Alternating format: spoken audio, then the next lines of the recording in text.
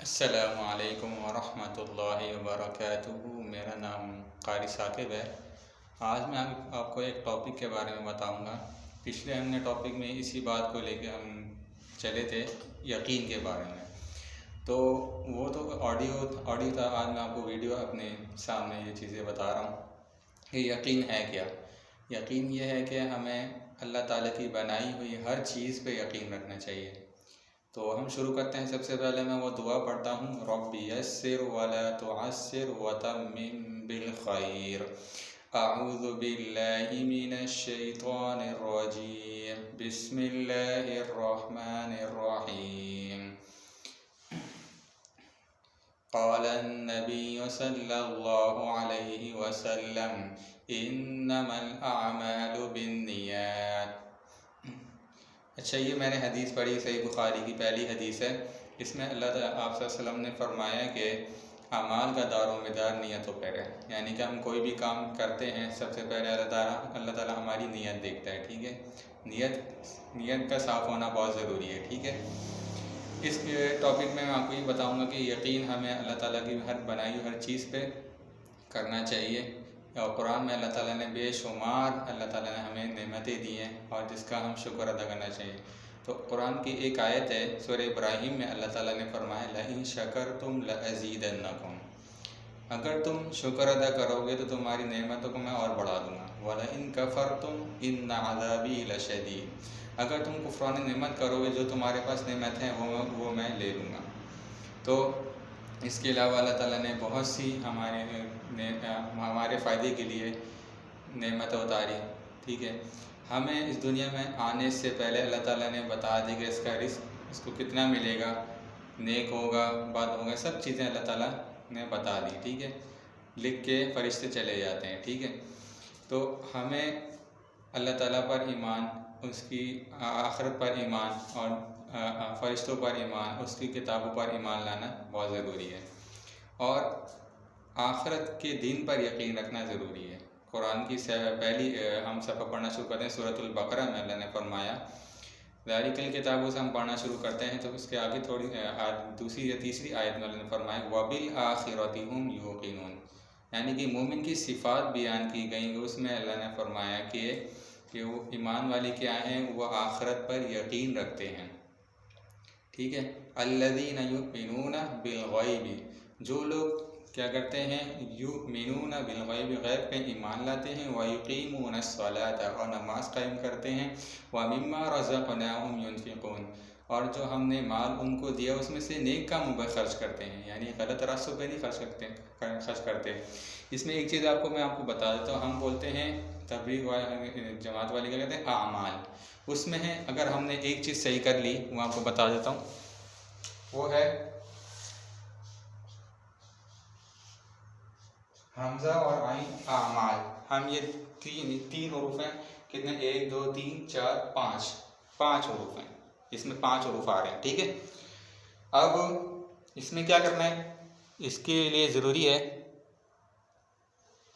اس چیز کو سمجھنا کہ اس میں اگر ہم نے حمزہ اور عین صحیح کر لیا، ہمارے جو ہے یہ خود بخود صحیح ہو جائے گا، کیونکہ اگر ہمارا حمزہ اور عین صحیح نہیں ہوا تو ہم کیا کریں گے، ہم کیا غلط مال جو ہے غلط راستے میں لگائیں گے۔ اس بات کی یہ ضروری ہے کہ اگر ہم مال کو ہم صحیح استعمال کرنا چاہتے ہیں تو ہمیں اس کو صحیح کرنا پڑے گا، ورنہ جتنے بھی ہم کام کما لیں تو کیا ہوگا، اگر یہ صحیح نہیں ہے، حمزہ اور عین صحیح نہیں ہے تو مال ہم غلط جگہ لگائیں گے۔ اور یہ بھی چیز ضروری ہے ہم نے ذہن میں رکھنی ہے کہ قرآن کی بے شمار ایسی آیتیں آپ کو ملیں گی، اللہ تعالیٰ نے فرمایا کہ میں تمہیں عذاب دے کے کیا کروں گا۔ سورہ نساء میں اللہ نے فرمایا کہ میں تمہیں عذاب دے کے کیا کروں گا، اگر تم شکر گزار والے بن جاؤ اور ایمان والے بن جاؤ۔ تو ہمیں کیا کرنا ہے، ہمیں جو ہے اللہ تعالیٰ کی نعمتوں کا شکر ادا کرنا ہے، اور اس بات پہ یقین کرنا ہے کہ دنیا میں جتنی چیزیں اللہ نے بنائی ہیں ہمارے فائدے کے لیے بنائی ہیں، ٹھیک ہے۔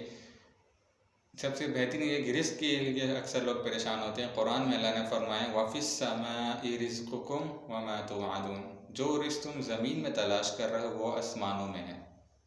وَفِي السَّمَاءِ رِزْقُكُمْ وَمَا تُوعَدُونَ، سورۃ الذاریات کے آخری رکوع میں اللہ نے فرمایا، آخری صورت ہے 26 پارے کی، اس میں اللہ نے فرمایا کہ یہ اگر تم ایمان رکھ لو، کر لو، پیدا کر لو کہ صرف دنیا میں سے کیا کریں، کوشش ہمارا کام ہے، باقی دینا اللہ کا کام ہے، ٹھیک ہے۔ لیکچر نمبر 1 ہم نے شروع کیا آج۔ پچھلے لیکچر میں ہم نے اسی پر بات کی تھی۔ آج ہم نے اس کو اور چیز وضاحت کی کہ سورہ اخلاص سے بھی اس میں مختلف صورتوں میں اللہ تعالیٰ نے ہمارے فائدے کے لیے بہت سی نعمتیں اتاری ہیں۔ اگر ہم اس کو پڑھیں گے تو ہمیں کیا ہوگا، ہمیں فائدہ ہوگا۔ اور قرآن جو ہے اللہ کی کتاب جو ہے سچی کتاب ہے، اس میں ہماری رہنمائی کے لیے اللہ تعالیٰ نے جگہ جگہ ہمیں سیدھے راستے پہ چلنے کی بات بتایا کہ اگر تم سیدھے راستے پہ چلو گے تمہیں یہ انعام دیا جائے گا، اگر غلط راستے پہ چلو گے تو تمہارا اپنا نقصان ہے۔ اللہ کے لیے کوئی مسئلہ نہیں ہے۔ اللہ کے لیے چاہیں کہ میں چاہوں تو اور مخلوق پیدا کر دوں، تو اللہ تعالیٰ نے فرمایا جب انسان کو بنایا گیا تو اللہ تعالیٰ نے کہا کہ میں تم سے پیار کرتا ہوں، فرشتوں سے نہیں کہا۔ کیوں؟ کیونکہ اشرف المخلوقات ہیں، ٹھیک ہے۔ اللہ تعالیٰ نے اپنے ہاتھوں سے بنایا، ٹھیک ہے، اپنے ہاتھوں سے بنانے کے بعد کہہ رہا ہے کہ میں تم سے پیار کرتا ہوں۔ اس بات کی دلیل ہے کہ ہمیں اللہ تعالیٰ سے بھی محبت کرنی چاہیے، اس کے احکام کو ماننے کی کوشش کرنی چاہیے۔ قرآن کی ایک آیت کا ترجمہ ہے وَالَّذِينَ جَاهَدُوا فِينَا لَنَهْدِيَنَّهُمْ سُبُلَنَا۔ تو اللہ تعالیٰ کہہ رہا ہے کہ اگر تم میرے راستے میں آنے کی کوشش کرتے ہو، یعنی کہ سیدھے راستے پہ چلنے کی کوشش کرتے ہو، تو میں تمہارے لیے وہ راستے کھول دیتا ہوں۔ اللہ نے ہم انسان کو 2 راستے دیے ہیں، ایک صحیح کا اور ایک غلط کا۔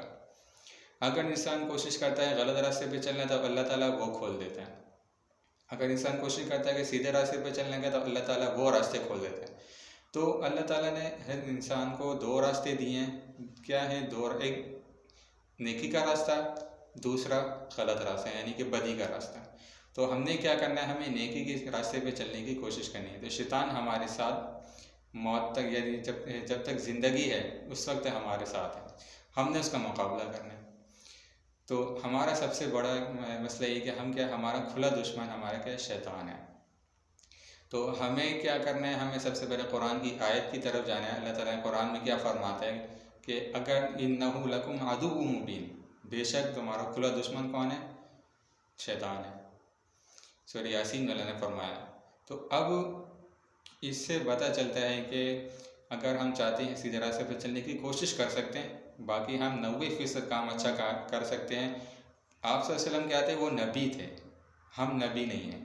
کیا ہے، ہم پر وحی نہیں آئے گی، ہم پر کیا ہوگا؟ الہام ہوگا۔ ہمیں مطلب چیزیں ہم پہ وحی نہیں آئے گی، کیونکہ جس نبی وہ ہوتا ہے جس پر اللہ تعالیٰ کا پیغام آپ صلی اللہ علیہ وسلم نے، اللہ تعالیٰ نے حضرت جبرائیل علیہ السلام کے ذریعے سے آپ صلی اللہ علیہ وسلم تک پہنچایا، اور پھر وہ قرآن اترتا رہا۔ 23 سال تک قرآن مکمل ہو گیا۔ 23 سال کے عرصے کے بعد 23 سال لگے اس کتاب کے قرآن کو مکمل ہونے میں۔ کون سا فرشتہ آتا تھا؟ حضرت جبرائیل علیہ السلام آتے تھے آپ صلی اللہ علیہ وسلم کے پاس اور آیت اتارتے تھے، ان کے دل پر اتارتے تھے۔ سورہ علق کی پہلی وحی نازل ہوئی سورۃ العلق کی، اس میں اللہ تعالیٰ نے بھی فرمایا پڑھیں اپنے رب کے نام سے جس نے آپ کو پیدا کیا۔ ہمیں جتنی بھی چیزیں ہمیں ملتی ہیں قرآن اور حدیث سے، ہمیں جو ہے دل مطمئن ہوتا ہے کہ اللہ تعالیٰ ہمارے ساتھ ہے۔ نظر نہیں آتا، ہمیں یقین ہونا چاہیے کہ اللہ تعالیٰ ہمارے راستے کیسے کھولتا ہے۔ ہم مشکلات میں ہوتے ہیں تو اللہ تعالیٰ ہمارے راستے کیسے بناتا ہے۔ اب آپ کو پتہ ہوگا کہ آپ نے موسیٰ علیہ السلام کو اللہ تعالیٰ نے کے لیے، موسیٰ علیہ السلام کے 12 قبیلے تھے، تو اللہ تعالیٰ نے ان کے لیے کیسے راستے جاری کر دیے۔ یونس علیہ السلام مچھلی کے پیٹ میں تھے، تو اللہ تعالیٰ نے ان کو مچھلی کے پیٹ سے نجات دی۔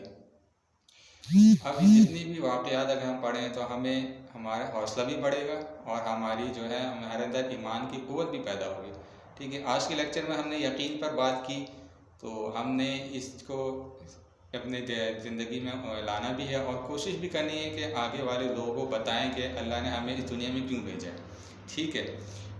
ہم صرف اپنا ہمارا مقصد کیا ہے؟ مقصد کہ ہمارا آخرت ہے، دنیا میں رہنا ہے، دنیا میں رہ کے ایسے کام کرنا ہے جو ہمارے مرنے کے بعد بھی وہ کام زندہ رہے، ہمارا نام زندہ رہے، ٹھیک ہے۔ سب سے پہلے کام یہ ہے کرنا ہے کہ وہ کام کریں جس سے اللہ تعالیٰ خوش ہوتا ہو، ایک بات یہ ذہن میں کریں، اور وہ کام نہ کریں جس سے اللہ ناراض ہوتا ہو، ٹھیک ہے۔ اب یہ چیزیں ہمیں پتہ ہوں گی تو ہمارے دین پہ چلنا آسان ہو جائے گا، اور دنیاوی بھی ساتھ ہم لے کے ہم چلیں گے، ٹھیک ہے۔